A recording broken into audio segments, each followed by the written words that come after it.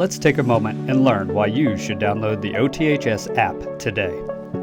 First, you will want to find us on your favorite app store. A quick search for OTHS and you'll see our branded logo pop up. Download the app and get ready to be connected like you never have before. Once you open the app, you will see our district news feed at the top of the page that you can scroll through. You can also access this at the bottom of the app where it says District News. Here you will find the most up-to-date information about OTHS. Back on the main screen, you will see our district calendar that contains all the events from our main website.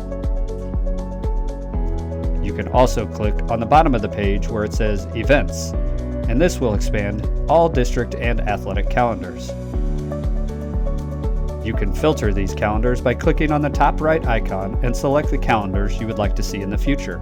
Every athletic team is represented and the calendar refreshes every hour for the most up-to-date information. Back on the main screen, if you click the More tab, you will see much more information, including our staff directory.